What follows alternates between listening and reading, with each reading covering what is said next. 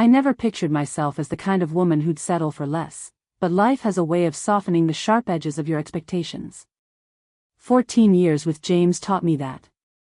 People say love changes over time, that passion cools, replaced by quiet comfort. Maybe they're right. Or maybe, I just convinced myself they were. We were celebrating our anniversary at an upscale restaurant, the same one we'd visited on our honeymoon.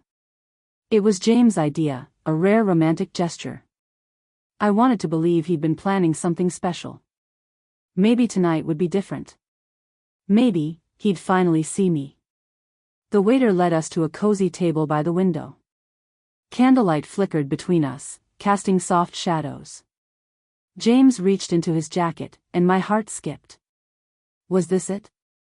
Happy anniversary, Brittany. He placed a box on the table with that familiar sheepish smile. I opened it, already knowing what I'd find. Utensils. A beautiful stainless steel set, sure. But utensils. Again. Oh. Thank you, James, I murmured, forcing a smile. My fingers traced the polished handles, and I reminded myself that it's the thought that counts. He's practical. That's just who he is. But deep down, a part of me wilted. My darling husband, for all his good intentions, always forgot one thing. His wife adored jewelry, elegant dresses, and indulgent massages, all things he could easily afford but never thought to give. I know how much you love cooking, he added, oblivious to my disappointment. These are top of the line. Perfect, I whispered, swallowing the lump in my throat. Just once, I wish you'd surprise me. Dinner's on its way. I ordered your favorite, James said, glancing at his watch. I need to use the restroom. Be right back. I watched him weave through the tables, feeling the familiar ache of unmet expectations. Why do I keep hoping? Lost in thought, I barely noticed the waiter return. He wasn't carrying our entrees. Instead, he set a salad in front of me. A dish I hadn't ordered. Excuse me, I started, confused. Before I could finish, he leaned in, his voice low. Don't eat it. There's a surprise inside for you, from your husband.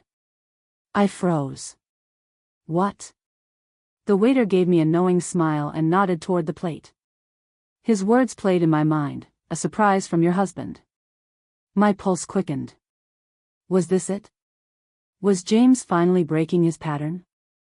My hands trembled as I picked up the fork and pushed aside the lettuce. Tomatoes and avocado slices slid around the plate. I dug deeper, heart pounding in my chest. Then I saw it. A ring. A delicate gold band with a sparkling diamond nestled among the greens. I gasped, tears prickling my eyes. He did it. He finally did it. My thoughts spun, memories of all those birthdays, anniversaries, and holidays where I'd dreamed of a grand romantic gesture, only to be met with practicality. And now, here it was, a ring. I slipped it from the salad, holding it up like a treasure. Just then, James returned to the table. His smile faded the moment his eyes landed on the ring in my hand. His face went pale. Where did you get that? His voice was sharp, his usual gentle tone replaced by something cold and unfamiliar. I blinked, confused by his reaction.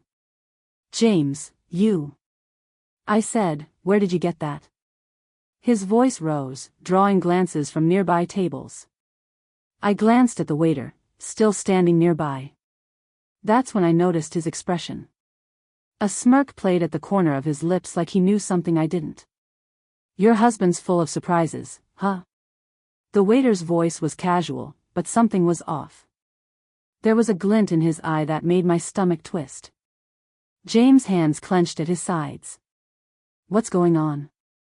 I asked, my voice barely a whisper. Put the ring down, Brittany, James said quietly. We need to talk. But I couldn't let go of the ring. It sparkled in the candlelight, a beacon of hope, yet everything about this moment felt wrong. James wasn't acting like a man who'd surprised his wife with a thoughtful gift. He was tense. Is this is this not from you? I stammered. James exhaled sharply, running a hand through his hair. No, it's not. The words hit me like a slap. My mind raced. If the ring wasn't from him, then who? And why was the waiter still standing there, that smug look never leaving his face? James, I said slowly, what's going on? Why are you so? Just put the ring down, he repeated, his tone more desperate now. Please, Brittany. Put it down, and let's leave. But I couldn't move. The ring in my hand felt heavier than it should, weighed down by 100 unspoken questions. The waiter took a step closer. Are you sure you don't want to hear what I have to say? He asked, his voice dripping with amusement. James shot him a glare. Don't. My gaze bounced between them. James was pale and tense, and the waiter was calm and composed. It was like he was enjoying the show. James, I whispered, what aren't you telling me? He didn't answer. Instead, he reached for my hand, trying to pry the ring away. Let it go. Now. But I wasn't ready to let go. Not of the ring or the truth lurking beneath this strange, surreal scene. The waiter chuckled. Looks like your anniversary just got a whole lot more interesting. At that moment, I realized that I was at the center of a story I didn't understand, but one that was far from over. James froze when the waiter spoke, and I could feel the tension radiating off him. His hands were clenched tightly on the table, the veins in his neck standing out. I'm sorry. I shouldn't have used you for this, the waiter said, looking at me with a mix of guilt and determination. I didn't know your situation. But you need to understand, this isn't just a ring. My fingers curled around the ring instinctively. My mind raced. What does he mean it's not just a ring? I looked at James, but he wouldn't meet my eyes. Instead, he locked his gaze on the waiter. If you say one more word, I'll have you fired on the spot, James hissed through gritted teeth. The waiter didn't flinch. His voice was steady and calm, like someone with nothing to lose. Fire me if you want. I already know I'm quitting after this. James stood up so fast that his chair scraped loudly against the floor. You don't know what you're talking about, he spat. His face was red, his hands trembling with barely contained rage. You have no idea what you've just done.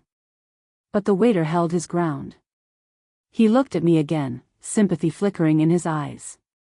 I know exactly what I've done, he said. And I know you deserve to hear the truth.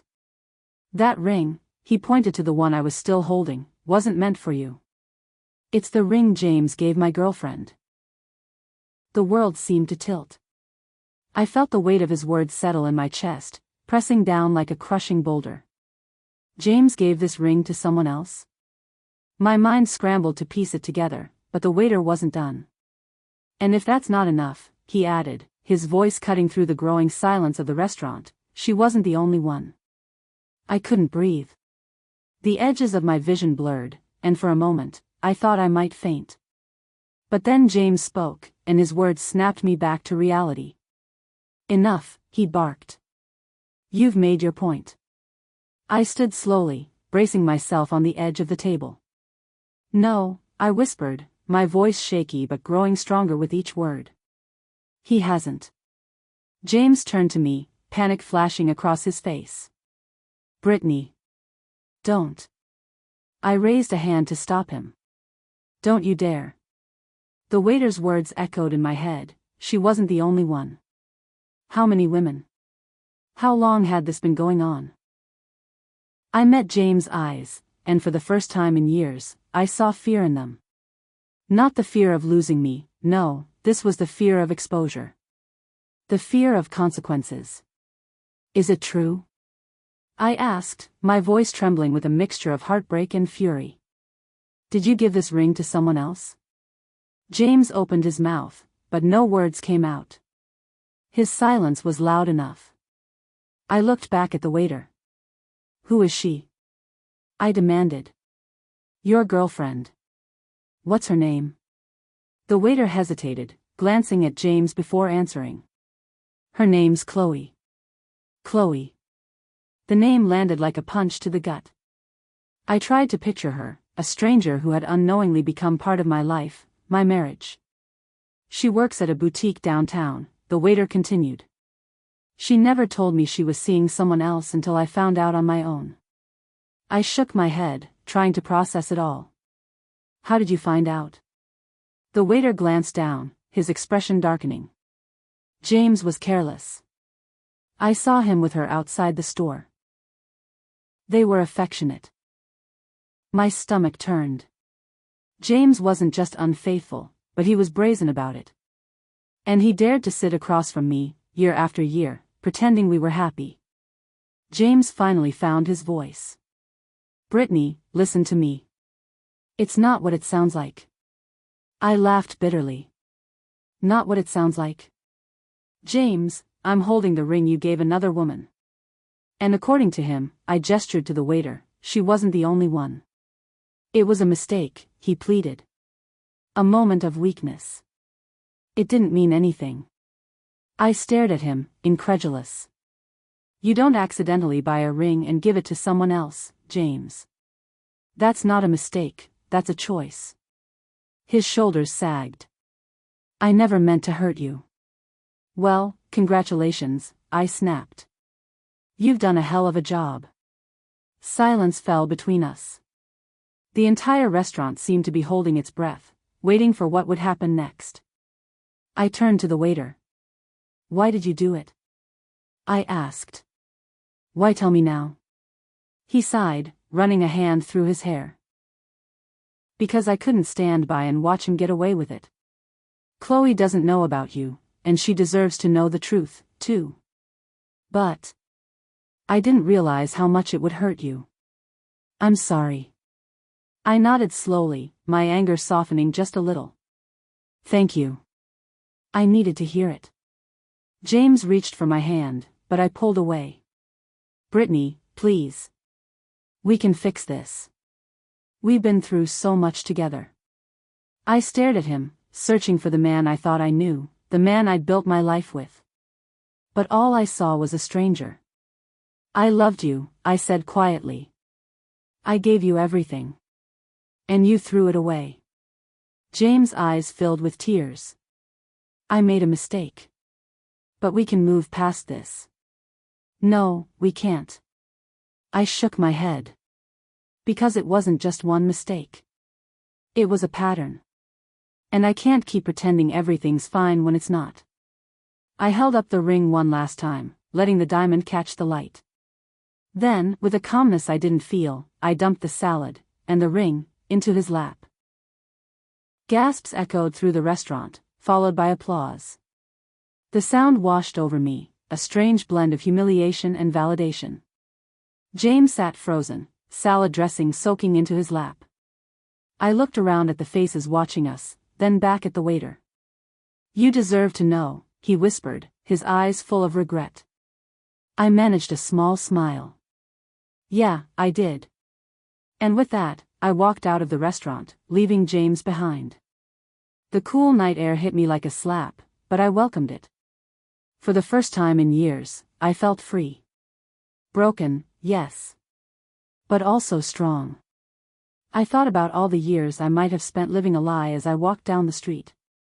Whether this was James' first betrayal or one of many, it didn't matter anymore. What mattered was that I knew the truth. And I was finally honest with myself. Write in the comments what would you have done and subscribe to our channel D-Damn Mix.